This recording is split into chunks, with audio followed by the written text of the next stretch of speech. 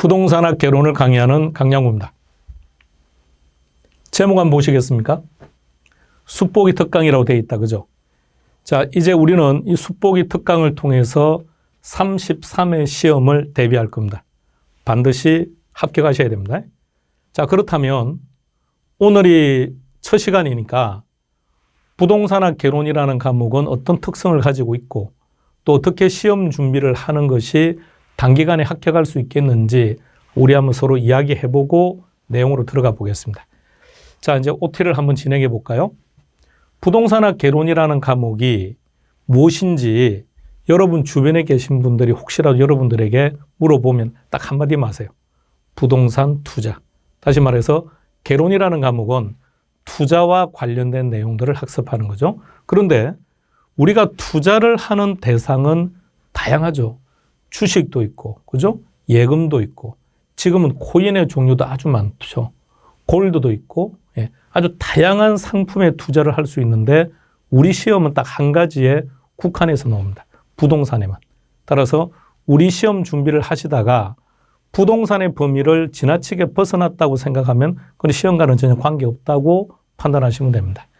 그런데 우리 부동산이 선천적으로 가지고 있는 특성도 있고 후천적인 특성도 존재한다는 거죠. 가령 예를 들어서 우리가 친구에게 야, 너네 집은 어디니? 라고 물어보면 무슨 시 무슨 동 몇 번지라고 정확하게 위치를 말해줄 수 있죠. 그런데 그 위치는 조선시대에도 그 위치는 존재했던 거죠. 그런 것들은 선천적인 거죠. 그런데 그 시절에는 아마도 농지로 이용되었을 가능성이 높겠죠. 그러나 지금 우리가 살고 있는 이 시대에는 택지로 이용되고 있는 게 일반적이겠죠. 이것은 후천적인 특성이죠. 따라서 부동산이 가지고 있는 선천적인 또는 후천적인 특성이 어떠한지를 알아야만 우리가 투자를 결정할 수 있다는 얘기입니다. 그런데 예금과 부동산 가격에는 밀접한 관련성이 있음을 느끼시겠습니까? 자, 정부가 금리를 정책적으로 낮추었더니 부동산 가격이 올랐죠. 코로나가 오기 전 세계 경제는 상대적으로 안 좋았습니다. 대한민국만 금리를 낮추었던 것이 아니라 세계 대부분의 국가가 금리를 낮추었죠. 그럼 금리를 낮추게 되면 상대적으로 돈을 빌리기가 용이하죠. 그럼 이 돈들의 일부는 부동산으로 가게 되고 그래서 부동산 가격이 상승하고 있던 상황이었는데 대한민국만 그런 게 아니었습니다. 다른 나라도 마찬가지였다고요. 상승하고 있던 상황이었는데 근데 예상치도 못했던 코로나가 온 거죠.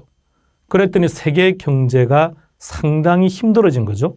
그럼 경제가 힘들어지니까 금리는 계속해서 낮출 수밖에 없죠. 그럼 금리는 계속해서 낮추니까 이 돈을 빌려서 상당한 자금들은 부동산에 또 상당한 자금들은 주식에 따라서 코로나 이후에 자산은 급격하게 뛰는 자산이 있는가 하면 상대적으로 상당히 하락하는 부분들도 존재하게 되고요. 이런 양극화가 갈수록 강화되었던 거죠. 다시 말하면 부동산에 투자를 할 거냐 안 할 거냐에 대한 판단은 단지 부동산만 가지고는 판단할 수 없다는 겁니다. 그러니까 뭐도 봐야 된다는 겁니까? 금리도 봐야죠. 주가도 봐야죠. 코인도 봐야죠. 그렇다면 경제적인 지식들을 가지고 있어야만 투자를 결정할 수 있다는 얘기입니다. 그런가 하면 부동산을 많이 가지고 있다고 해서 꼭 유리한 게 아니죠.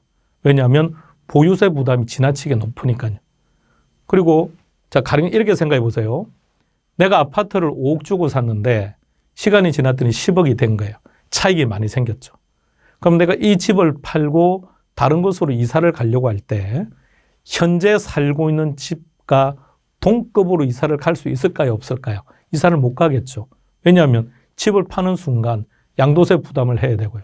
또 다른 집을 사는 순간 취득세 부담을 해야 되니까 현재 내가 살던 이 집을 처분하고 받은 매매 가격을 가지고 양도세도 내야 되고 취득세도 낸다면 현재 살고 있는 집보다는 상대적으로 급이 낮은 쪽으로 갈 수밖에 없다는 얘기입니다.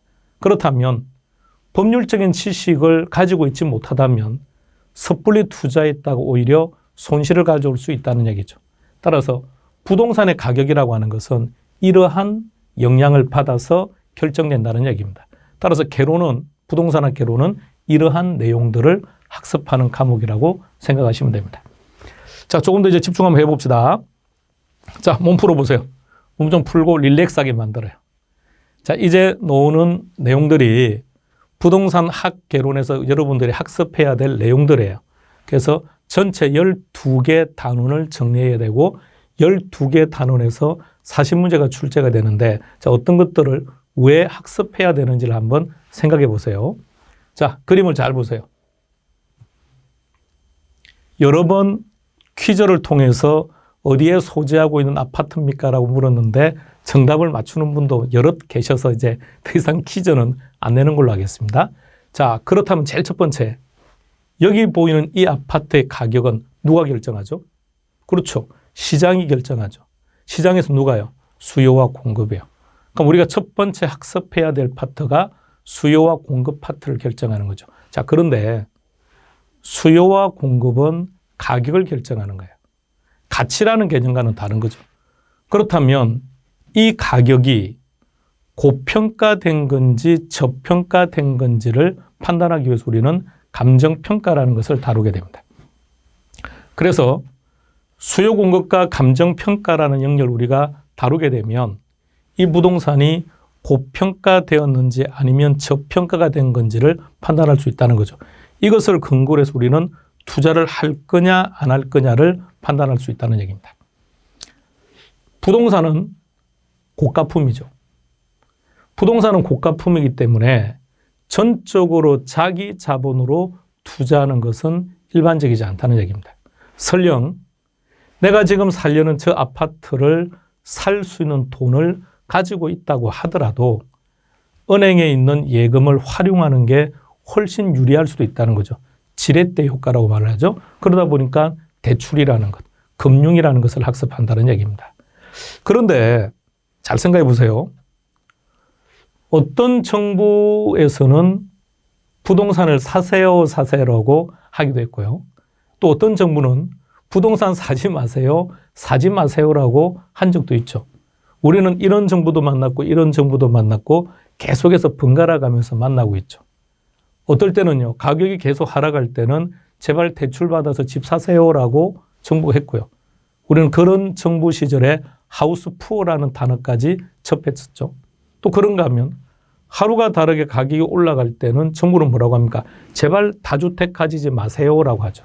정부의 정책이라고 하는 것이 부동산 가격에 상당 부분 영향을 끼치고 있음을 알 수 있습니다. 자, 다 같이 5개 제목 한번 쭉 읽어볼까요? 시작. 자, 다시 한번 제목 읽어봅니다. 시작. 중요합니다. 예. 지금 보시는 이 5개 파트에서 우리 시험에서 10년 기준으로 볼 때 67.5%, 27문항이 출제되었다는 얘기입니다. 우리 시험은 몇 점을 받으면 합격입니까? 60점. 60점이라는 것을 문항수로 전환시키면 24문항이죠. 그러면 24문항을 맞추면 합격인데 12개 단원 중에서 5개 단원의 최근 10년간 평균 출제 문항 수가 27문항. 그렇다면 우리는 이 5개만 알면 합격하는데 아무런 문제가 없다는 얘기죠. 그러니까 말을 바꾸어서 5개 파트에서 멀어지면 합격에서 멀어진다는 얘기입니다. 반드시 극복해야 될 중요한 단원이라는 거 꼭 기억하셔야 됩니다. 자, 다음 한번 생각해 볼까요? 지금 여러분들과 지금 함께 학습을 하고 있는 2021년 하반기 또는 2022년도 부동산에 투자하는 게 좋을까요? 부동산 투자 안 하는 게 좋을까요? 자, 여유 자금은 기본적으로 있다고 전제하고요. 그러면 선뜻 내가 여유 자금이 있으니까 투자할래가 아니고 지금 경기가 어떤지를 알아야죠. 따라서 부동산 경기 변동을 학습해야죠. 그리고 부동산 시장이 어떤지도 알아야 되겠죠. 자, 이것을 근거로 해서 투자를 결정하는 겁니다. 그런데 현재 여러분들이 보고 있는 이 아파트는 입지가 어떤 것 같아요? 우리가 입지라는 말을 쓰죠. 입지. 일단 분위기상 강도 보이고 저 뒤편으로 산도 보이고 하고 있는 거 보니까 전형적인 주거 입지로서는 최적의 조건을 가지고 있죠. 예. 입지를 얘기하고요. 그리고 건설회사가 개발을 하더라도 잘 팔아먹기가 용이한 곳을 개발하겠죠. 다시 말해서 입지가 양호한 곳을 개발하게 될 겁니다. 개발을 하고 나서 무조건 처분하는 것이 아니라 개발 회사도 부동산 관리에 집중해야죠. 그리고 팔아야죠. 마케팅. 이 전체를 총괄하는 파트가 부동산학 총론입니다. 자, 제목을 쭉 보세요. 전체 몇 가지 파트가 나오죠? 12개 단원이죠. 그래서 부동산학 개론에서 우리가 학습해야 될 내용이 전체 12개 단원이라는 거. 제목 한번 잘 기억해 두셔야 됩니다. 자, 12개 단원들을 이제 학습을 해야 되고, 최근 10년간 기출된 문항수를 한번 구경해 보시기 바랍니다. 감정평가. 제일 많이 나왔죠? 그 다음에 부동산 투자입니다. 금융이네요. 부동산 정책입니다. 수요 공급입니다. 전체 몇 개 단원이라고 했습니까? 12개. 12개 단원 중에서 이 5개 단원의 최근 10년간 출제 비율입니다. 그렇다면 27문항을 이 5개 단원에서 집중해서 출제를 한다면 5개 단원과 아주 친숙해져야 된다는 거죠. 그런데 이렇게 한번 생각해 보세요. 왜 이 5개 단원에서 출제를 많이 할까요? 출제할 게 많다는 얘기죠. 또는요, 내용이 복잡한 것도 많고 수험생분 입장에서 볼 때 불편한 것도 많고 쉽게 표현하면 어려워하는 파트가 많다는 얘기죠. 그러니까 여기다가 문제를 집중한다는 얘기죠. 그래서 문항수가 적습니다라는 얘기는 학습해야 될 내용도 적고 그리고 난이도도 낮다는 얘기예요. 문항수가 많다는 얘기는 학습해야 되는 내용도 그만큼 많다는 얘기고 그리고 난이도도 높다는 것을 의미하는 거겠죠. 자, 그 이외를 한번 볼까요? 부동산학 총론에서 8%. 3문제 내지 4문제 나왔다는 얘기죠. 입지입니다. 부동산 개발입니다. 그리고 경기 변동, 시장, 그리고 관리, 마케팅 순서입니다. 그런데 말입니다. A, 겨우 2.8%, 2.5%는 안 할래. 그런데 학습량이 엄청 적어요. 학습할 게 별로 없다는 얘기예요. 그 내용도 아주 간결하고 쉬워요.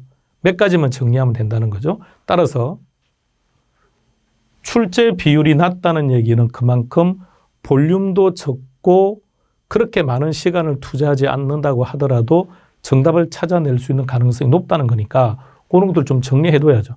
가볍게 정리해두고 여전히 5개 단원에 집중해서 준비하셔야 됩니다. 자, 최근 10년간 출제 비율 이렇게 정리하고요. 자, 그럼 이제 공인중개사 시험 준비를 어떻게 해야 될까? 이걸 꼭 좀 정확하게 좀 알고 계시면 좋겠습니다. 그리고 10월까지 여러분들이 걸어나가는 길이 순조롭게 쭉 가지는 않을 겁니다. 중간중간 슬럼프도 올 것이고요. 지나갈 때마다 보니까 중개 사무실도 엄청 많은데 내가 구태야 해서 저분들을 경쟁해서 이길 수 있을까라는 생각도 들 거고 또 갑자기 또 자신감이 다운될 수도 있고 등등등. 그래서 자꾸 뭔가 안 하고 싶은 생각이 올 때도 있을 것이고요. 모의고사를 볼 때마다 생각했던 것보다 점수가 다운되면서 찾아오는 자존감의 문제, 자존심의 문제도 막 생길 겁니다. 그럴 때마다 이 OT를 좀 꼭 봤으면 좋겠습니다. 이 OT가 우리가 10월 시험 치는 그날까지 학습의 방향타가 될 겁니다. 그래서 자주 보세요. 자주 보시고 매번 여기서 좀 힘을 많이 좀 내었으면 좋겠습니다. 시작합니다. 자, 수험 기간 동안이라 그랬죠. 그러니까 우리는 무조건 33회 시험, 그러니까 2022년 10월에 보는 이 시험에 반드시 합격하자고요. 그렇다면 이 수험 기간 동안 반드시 우리는 이렇게 하셔야 됩니다. 어떻게 하라고요? 시험용으로 사고하라고요. 그러니까 무엇을 보든 무엇을 학습하든 항상 시험용으로 사고하시고 이게 시험 문제는 어떻게 나오지? 정답은 어떻게 찾아야 되지? 항상 시험용으로 사고하시기 바랍니다. 그렇다면 반드시 제발 좀 공부하지 마시기 바랍니다. 그리고 제발 열심히 좀 하지 마시기 바랍니다. 열심히 하다 쓰러집니다. 그러면 의미가 없어요. 시험 장소까지 가고 시험 당일날 최상의 컨디션으로 시험을 봐야 되는데 열심히 하다가 지치면 아무런 의미가 없어요. 이런 거 하지 마세요. 여러분들 오로지 하나, 시험 준비하시기 바랍니다. 우리가 초딩을 다니는 그 순간부터 대학을 졸업하는 그날까지 우리에게 강의를 해주셨던 그 많은 선생님들 중에 얘들아, 공부는 말이야 이렇게 하는 거야. 시험 준비라는 것은 이렇게 하는 거야 라고 설명해 주신 분이 실제 우리가 만나보지 못했죠. 그러니까 우리는 늘 공부해 이런 얘기를 들었고요. 또 우리의 자녀들에게 공부해라고 하는 무책임한 말만 썼죠. 예. 그러니까 이렇게 한번 생각해 보세요. 나 자신이 내 주변에 있는 누군가에게 야, 공부해라고 말을 했다면 그는 공부를 안 하고 있다는 얘기죠. 어떤 면에서 보면요. 어떻게 공부하는지 몰라서 방황하고 있는 사람에게 공부해라고 계속 이렇게 했을 때 그는 얼마나 스트레스를 받을까요? 그렇다면 공부하는 방법을, 그죠? 제시하는 것. 그러면서 야, 이렇게 한번 해봐. 이렇게 하면 어떻겠니? 이것이 올바른 방법 아닐까요? 그러니까 제가 여러분들에게 그 방법을 지금 제시하려고 하는 겁니다. 공부하지 맙시다. 공부는요, 학생들이 하는 거예요. 미래를 바라보면서. 우리는 뭐죠? 우리는 수험생이죠. 우리는 수험생이에요. 학생들은 지하철 등등 학생들은 우리 사회에서 혜택 보는 것들이 많죠. 예, 그런데 수험생은 혜택 없어요. 우리는 수험생입니다. 수험생은 반드시 시험 준비하셔야 돼요. 시험 준비를 할 때는 반드시 이렇게요. 정답은 말입니다. 해석하는 거 아닙니다. 정답은 말입니다. 해석해서 찾는 것 아닙니다. 왜 우리가 시험을 보고 난 다음에 시간이 부족했습니다라는 말을 하는 줄 아십니까? 해석을 했기 때문입니다. 해석을 하게 되면 정답도 못 찾고 시간도 오래 걸립니다. 답은 항상 직관적으로 찾으셔야 됩니다. 그리고 나서 그것이 정리가 되면 반복, 또 반복, 또 반복하셔야 됩니다. 자, 두 번째 한번 보세요. 뭐라고 되어 있습니까? 다 같이 읽어볼까요? 시작. 여러분들이 어느 장소에서 누구에게 수업을 듣던 그리고 나서 여러분들은 그에게 뭐를 물어봐야 되느냐. 오케이. 당신이 설명하는 건 나는 이해하겠다. 좋아. 거기까지는 좋았어. 그렇다면 어떻게 출제되느냐. 무엇이 출제되느냐. 어떻게 출제되느냐. 이것을 물어봐야 돼요. 우리는 그것을 출제 유형이라고 말해요. 그것이 시험 문제입니다. 그러니까 혹자들은 이렇게 얘기합니다. 부동산학 개론이라는 과목은 어떻게 출제될지 무엇이 출제될지 알 수 없다. 그러니까 그들은 엉터리 강의를 하는 것이고 엉터리 학습을 하는 거죠. 무엇이 출제되고 어떻게 출제될지를 모르겠다. 이 말이 되는 소리겠습니까? 예. 출제 유형, 그것이 바로 시험 문제예요. 그리고 답은 말입니다. 방금 어떻게 해요? 직관적으로. 직관적으로 답을 찾으려면 반드시 키워드를 아셔야 됩니다. 그것이 정답이에요. 시험 준비는 이렇게 하는 겁니다. 자, 요걸 잠깐 사례를 통해서 하나 정리하고 가볼게요. 우리가 입지론에 들어가면 상업, 공업, 주거 입지라는 게 있습니다. 자, 그 중에서 공업 입지론에는 이런 게 있습니다. 공업 입지론은 크게 두 가지가 있습니다. 베버의 최소 비용과 레시의 최대 수요 이론인데요. 기업의 목적은 뭘까요? 우리가 흔히 정당의 목적은 정권을 창출하는 거라 그러죠. 그러니까 정당은 그 정권을 창출하기 위해서 별의별 더티한 행동들을 하면서까지 국민들의 눈살을 찌푸리게 하면서까지 정권을 쟁취하기 위해서 다양한 행동들을 하는 것이고요. 자, 그런데 기업의 목적은 이유 불문하고 이윤을 극대화시키는 거죠. 그런데 이윤을 극대화시키는 방법은 두 가지겠네요. 총 수입을 극대화시키든지 총 비용을 최소화시키든지. 그런데 어떤 학자는 이렇게 주장해요. 비용의 최소화를 통해서 이윤의 극대화를 주장하는데 그 사람이 베버입니다. 근데 또 어떤 누군가는 수입의 극대화를 통해서 이윤의 극대화를 주장해요. 그 사람이 레시입니다. 자, 그래서 유치한데 아주 유치한데 보세요. 비용이죠, 비용. 비용이죠, 비용. 그래서 베버, 비업이에요. 그죠? 자, 이 사람은 수입이죠. 수입, COC죠. 그래서 레시도 수요도 다 COC. 자, 이런 유치한 건 하지 말고요. 자, 이렇게 해서 연결하고. 자, 그러면 결론적으로 포인트를 잘 잡아봐요. 한 사람은 비용을 강조했죠. 한 사람은 수입을 강조했습니다. 그래서 러시는 시장 확대 가능성을 주장한 사람이에요. 반면에 페버는 비용을 이야기한 사람이겠죠. 자, 여기서 이제 우리 문제 하나 풀어봅시다. 자, 이 문제 한번 보세요. 32회. 그러니까 우리가 33회 시험이니까 32회 때 나왔던 문제입니다. 박스 안의 내용을 잘 보세요.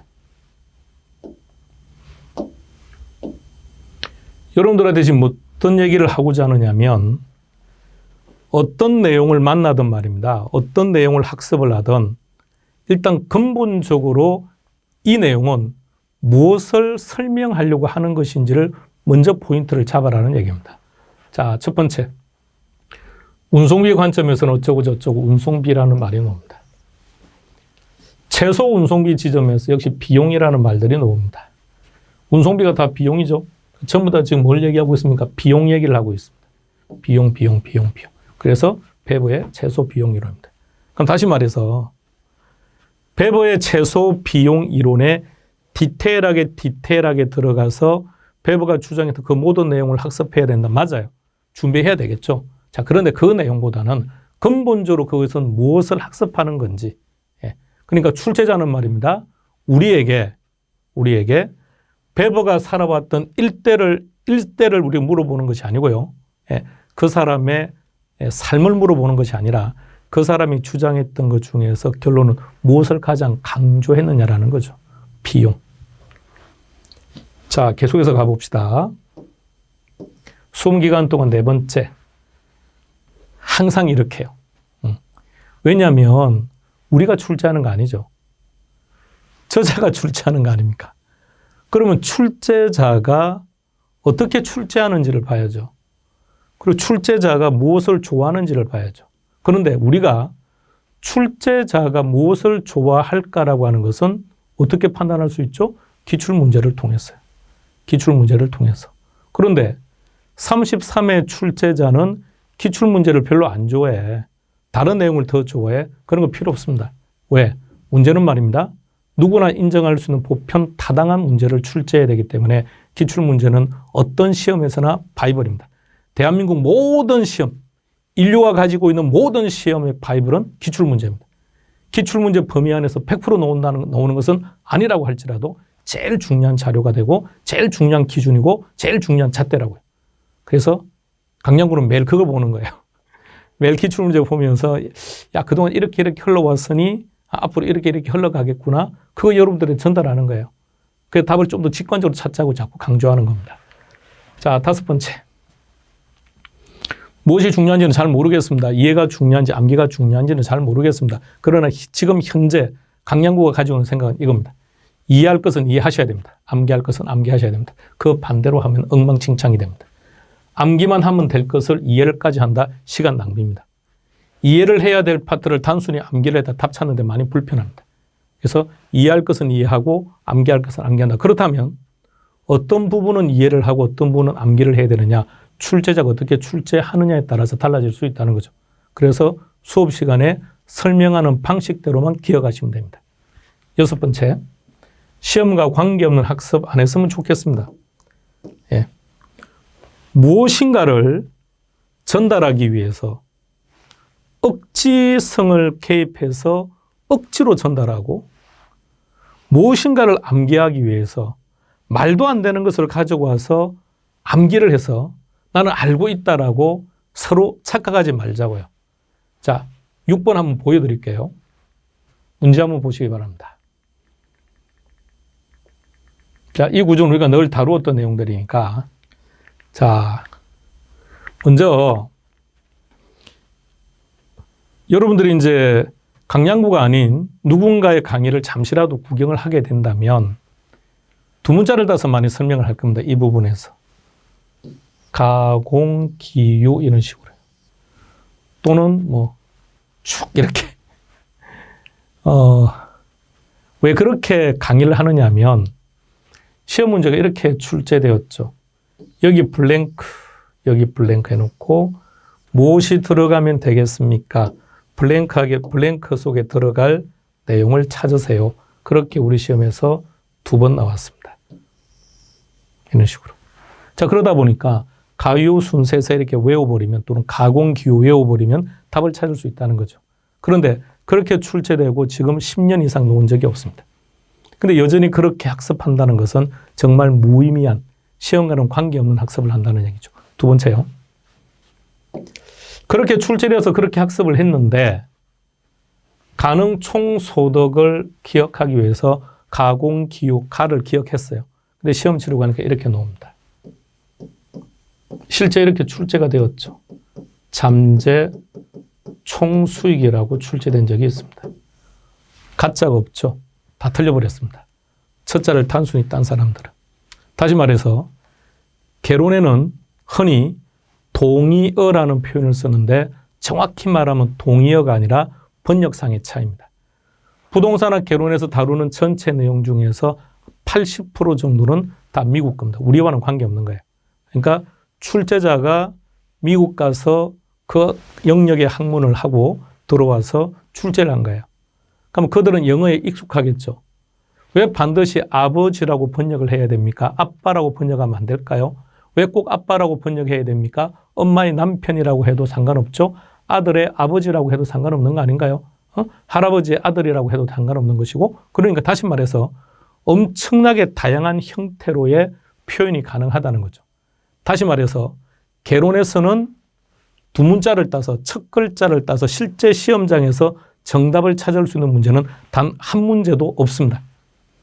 그러니까 첫 글자를 따서 암기하는 것은 1절 하면 안 된다는 거예요. 단지 정답을 찾고자 함이 아니라 그 내용 하나를 암기하기 위해서 거기서 잠시 첫 글자를 따고 해서 기억하는 것은 모르겠는데 이렇게 하는 것은 전혀 의미가 없어요. 다시 말해서 문제가 어떻게 출제되는지에 대해서 전혀 학습을 안 하고 있다는 거죠. 소득이득과 자본이득을 같이 보세요. 소득이득과 자본이득을 가치를 전체를 쭉 보게 되면 둘의 공통점이 있죠. 어떤 공통점이죠? 위에 있는 수익에서 무엇인가를 빼면 아래쪽에 수익이 나와요. 빼면 수익, 빼면 수익, 빼면 그 전부 다 마이너스입니다. 그죠? 차감하면 이것도 마찬가지죠. 무엇인가를 차감하면 나온다는 얘기입니다. 그런데 유일하게 더하는 게 딱 하나 있습니다. 기타 소득. 그죠? 기타 소득은 플러스를 하는 것이고 나머지는 공이 다 마이너스를 한다는 거예요. 그게 첫 번째 기억해야 될 내용입니다. 자, 두 번째 가볼게요. 순자가 들어가는 게 두 개가 보이죠? 순자가 들어가는 거. 자, 양쪽 같이 봐야 돼요. 그런데 무엇에서 무엇을 빼서 순 땡땡이 놓으려면 항상 뭘 빼야 되느냐? 비용을 빼야 돼요. 그래서 우리는 이렇게 기억하는 거예요. 어떻게 기억하느냐? 순 땡땡이란 비용, 차감 이렇게. 자, 두 번째 세전을 보세요. 세전 현금 수지든 세전 지분 복귀액이든 세전을 구하려면 그 위에 있는 무엇인가에서 뭘 빼고 있죠? 그렇죠. 부채를 빼야죠. 부채를 뺀다. 그럼 첫 번째 전체 구조에서 마이너스를 하는데 유일하게 기타 소득만 플러스를 한다는 거 하나. 두 번째 기억할 내용에서는 두 가지. 순자가 보이면 비용 빼고 세전자가 보이면 부채 뺀다. 그것만요.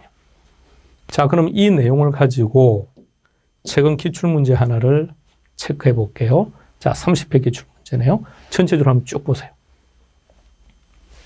차감한다. 이런 말들이 보이죠? 그런데 3번을 안 보세요. 가산한답니다. 더한다는 얘기죠. 그러면 뭔지는 모르겠지만 무엇에서 무엇을 더한다라고 하는 그 지문이 옳은 지문이 되려면 무엇이 나온다고요? 그렇죠. 기타 소득 또는 영업의 수익이라는 게 나와 있어야죠. 없죠. 그럼 3번은 틀렸겠네요. 이렇게 하는 거라고요. 그러니까 조금 더 정답을 찾을 수 있는 자, 그리고 시험 문제라는 것도 변천합니다. 그럼 시험 문제가 변천을 한다면 변천하는 그 방향에 빨리빨리 따라가야죠. 그래야 답을 찾는 거죠. 2년, 3년 지나서 변천한 방식을 학습하면 그건 의미가 전혀 없죠. 시험 준비는 이렇게 하는 겁니다. 시험 치는 그날까지 궁금한 사항들이 있으면 여기에 질문하시고요. 그리고 여기에 필요한 자료들도 강량구가 올리도록 하겠습니다. 자, 이렇게 해서 우리의 첫 만남에서 OT를 진행하고요. 자, 그리고 스페셜 에듀에서 진행할 강의 방법을 조금 설명드려 보겠습니다. 자, 스페셜 에듀에서는 기초 이론, 기본 이론, 심화 이론 이런 과정이 전혀 없어요. 그냥 보시는 것처럼 원스톱으로 한번 쫙 다 끝내버릴 겁니다. 이 모든 이론들을요.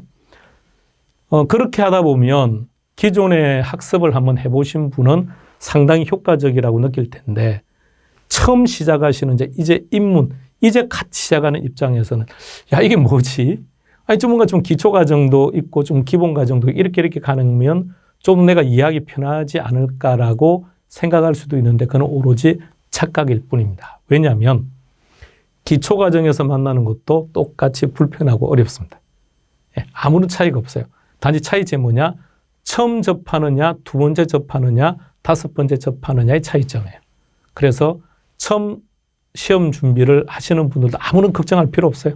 아무런 걱정할 필요 없고 처음부터 마지막까지 한번 쭉 그냥 재미없는 드라마 본다고 생각하시고 처음부터 끝까지 한번 쭉 보세요. 그리고 나서 2회독 갈 때 조금 더 집중하시고요.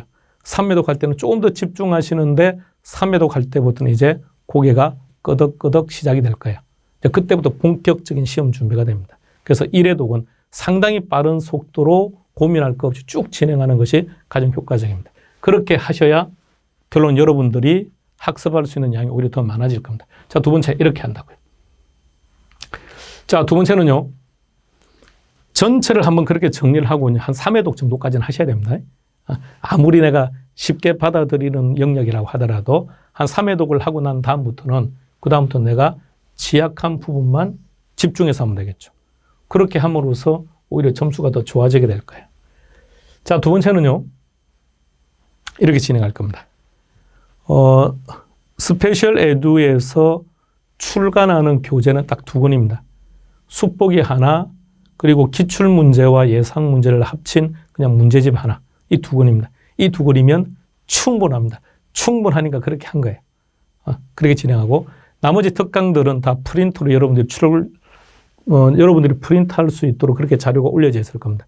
그래서 처음 출력받아서 수업 들으면서 필요한 부분 메모하시고 또 이제 메모가 되면 이제 문제 풀기가 불편하니까 그거는 이제 버리고 새롭게 또 출력해서 문제를 풀어보시고 자꾸 이렇게 하는 거예요. 이렇게 하겠다는 얘기입니다.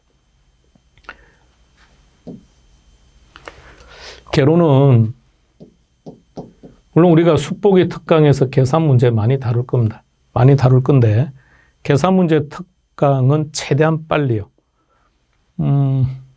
계산 문제 특강은 2022년 1월에 지금 계산 문제 특강을 오픈하려고 합니다.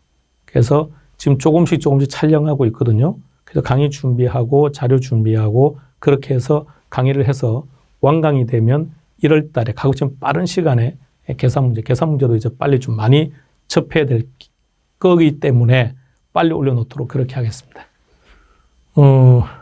계산 문제가 1월 달에 올라간다는 얘기는 강량구는 2021년 12월이나 또는 2022년 1월 달에 강의 준비를 했다는 뜻이겠죠. 이렇게 빨리 계산 문제 특강을 한 적도 없으며 이렇게 빨리 하는 학원도 존재하지 않습니다. 보통은 5월 달 이후에 보통 많이 하죠. 근데 지금 계산 문제는 그렇게 할 상황이 아닌 것 같아요. 이제 계산 문제는 10문제를 유지하거나 점점 많아질 가능성이 크기 때문에 계산 문제에 조금 더 집중하는 걸로 그렇게 하겠습니다. 그래서 계산 문제 특강만 오는 것이 아니라 다른 부분들의 특강도 할 겁니다. 할 건데 일단 계산 문제를 가장 빠른 시간 내에 이렇게 올리도록. 그래서 특강은 이런 식으로 진행하는 걸로 하겠습니다. 그리고 지역 특강을 다닐 겁니다. 어떤 거냐면 여러분과 강량구는 랜선으로 지금 만나고 있죠. 물론 매 순간순간 우리가 학습할 때는 면대면으로 한다고 생각하고 학습은 하겠지만 실제 우리는 랜선으로 만나고 있습니다. 자, 그래서 지역으로 갈 겁니다. 대전도 갈 것이고요. 광주도 갈 것이고 부산도 갈 것이고 제주도도 갈 겁니다. 그리고 소도시도 갈 겁니다. 창원도 갈 거고 진주도 갈 것이고 많은 지역들을 다닐 겁니다. 자, 그 전에 여러분들에게 먼저 여러분들은 어느 지역을 원하십니까? 라고 여러분들의 의견을 먼저 묻고 이제 여러분들한테 책을 발송을 해야 되니까 여러분의 주소가 다 있습니다. 그러니까 그 TV를 근거로 해서 어느 지역에 우리 식구분들이 많은지를 보고 그 지역 중심으로 진행을 하겠습니다만 여러분들이 우리 식구분들이 상대적으로 많이 거주하지 않는 지역이라고 할지라도 갈 겁니다. 자, 그런데 예상치 않던 이 코로나가 또 심화되고 있다고 해서 걱정이긴 합니다만 우리는 반드시 코로나를 극복할 것이기 때문에 지역에서 면대면으로 만나는 시간이 곧 진행될 것이고 예상은 일단 2월부터 전국을 다니면서 시작하려고 합니다. 그리고 지역 특강을 하겠다는 또 하나의 이유는요. 첫 번째는 랜선으로 만나기 때문에 면대면을 한번 해보자는 것이고 자, 두 번째 지역 강의하는 이유가 여러분들은 지금 어떤 오프 공간에서 학원을 다니고 있는 게 아니라 온라인으로 우리를 만나고 있다 보니까 이제 합격을 해서 막상 이제 시장을 탁 나가려고 하다 보면 뭔가 대화할 만한 사람도 없고 그래서 걱정이 있을 거예요. 자, 그래서 그런 걱정하실 필요 없어요. 그래서 지역 특강을 통해서 여러분들의 면대면을 할 거라고요. 그래서 여러분이 있는 지역에 저희들이 가서 강의할 것이고 그럼 여러분들은 서로 얼굴을 확인하겠죠. 그 수험 기간 동안은 친하게 지내지 맙시다. 주소 서로 받고 연락처 받고 이런 거 하지 맙시다. 괜히 또 그 시간에 수험 준비가 아닌 다른 거 하고 있으면 안 되니까 괜히 만나서 스트레스 푸는 건 좋은데 혹시라도 공부에 방해가 되는 일이 있어서는 안 되니까. 근데 어쨌든 그렇게 면을 터놓고 합격한 후에 지내야죠. 그렇게 이제 우리가 할 수 있도록 팀이 될 수 있도록 그렇게 할 겁니다. 자, 네 번째는 모의고사입니다. 모의고사는 1월 달부터 시작할 겁니다. 22년 1월부터 시작합니다.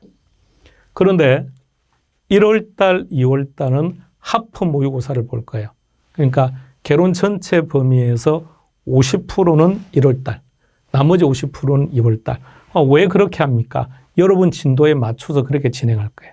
그러니까 내가 준비한 부분에서 한번 시험 보자고요. 내가 아직 보지도 않은 것을 문제로 만나면 일단 좀 불편한 문제가 있으니까 정확하게 내가 아는지 모르는지 판단도 안 되니까 그리고 2월 달에 어느 정도 학습을 하고 또 안 보고요. 그러니까 3월 달부터는 당연히 전범위 모의고사를 봐야죠. 그리고 3월 달부터는 전범위 모의고사를 볼 건데요. 이제 코로나라고 하는 것을 우리가 극복하고 이제 보편적인 우리 삶 속으로 되돌아가는 시기가 빨리 다가오기를 기도하면서 그런 시기가 도래하면 이 전국 모의고사를 서울의 어느 특정한 학교를 하나 우리가 예약을 해서 여러분들이 오셔서 시험 보는 것도 지금 계획을 하고 있습니다. 그래서 이 상황 학교하고는 일단 어느 정도 이야기가 됐는데 이제 문제가 되는 거는 이제 코로나가 심한 상황이면 하기도 힘들고요. 만일에 하나 우리 식구분 중에 혹시라도 건강에 문제가 생겨버리면 안 되니까 그럴 때는 어쩔 수 없는 것이고요. 그런 것이 해결된다는 전제하에서 전국 모의고사도 일정한 장소에 모여서 진행을 할 예정입니다. (2022년) 한 가지만 합시다. 한 가지만. 스페셜 에듀에서 강의하시는 6명의 선생님과 여러분들이 호흡을 맞추어서 하나가 되는 거예요. 그래서 저희들이 같이 이렇게 걸어갑시다라고 제안을 하면 여러분들도 그 방향으로 걸어갔으면 좋겠습니다. 아니야, 나는 그 방향보다는 저쪽 방향이 더 좋은 것 같아 라고 생각이 들더라도 저희들이 이 분야는 전문가죠.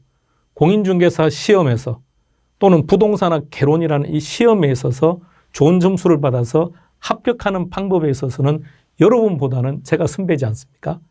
제가 더 경험이 많지 않겠습니까? 그렇다면 제가 걸어가자고 제안하는 그 방향이 다른 방향보다는 분명 좋을 가능성이 더 많겠죠. 그래서 저희들이 제시하는 방향으로 강양구가 제시하는 방향으로 여러분들이 따라와 주시면 합격하는데 문제 없을 겁니다. 그리고 아직은 시기적으로 그렇지만 한 이제 2월 달 정도 되고 3월 달 정도 되면 수시로 여러분들에게 전화 걸 겁니다. 뭐 어떤 전화를 거느냐, 데이트하자고 전화 거는 게 아니고요. 전화를 거는 이유는 여러분들의 학습량은 스페셜 에듀에 다 볼 수 있습니다. 그럼 제가 스페셜 에듀에 강의를 하러 오는 이날 제가 미리 사무실에 얘기를 해 놓을 겁니다. 학습 미진하신 분을 미리 좀 체크해 달라. 또는 학습량을 아주 우수하게 따라오시는 분을 좀 체크해 달라고 해서 각각 몇 분들하고 통화도 하고 할 겁니다. 그러니까 그때 연락을 하면 여러분도 그 연락을 받기 위해서 열심히 하는 건 좋은데 연락을 받기 위해서 안 보는 건 안 돼요. 우리 꼭 합격하고 방금 말씀했던 것처럼 네트워크를 이제 이렇게 해서 한 2년 정도 3년 정도 우리가 이렇게 계속 진행이 되면 우리 합격자분이 많이 배출될 것 같습니다. 2022년도 저희들이 예상하는 합격 예상 수가 상당히 많아요. 여러분의 그 인적인 정보들을 조금은 알고 있어서 많이 합격할 수 있을 것 같고, 그리고 저희들이 모여서 6명이 또는 4명이 3명이 모여서 대화할 때도 여러분들이 어떻게 하면 합격할 것이냐에 포커스를 많이 맞춥니다. 그래서 강양구가 다른 분에게 얘기할 때도 그렇고 다른 선생님이 강양구 얘기할 때도 마찬가지인데 어떻게 하면 우리 지금 이 공간에 들어와 계신 분들이 2022년도에 합격할 수 있는지 그 방법만 좀 고민해 보자고. 그래서 여러분들이 꼭 합격하셔야 되고, 그러기 위해서는 저희들이 이끌어가는 방향으로 저희들이 함께 걸어갑시다라고 제안하는 방향으로 여러분들도 함께 동참해 갔으면 좋겠습니다. 자, OT는 이렇게 정리하고요. 우리 이제 정규 강의에서 뵙도록 하겠습니다. 수고했습니다.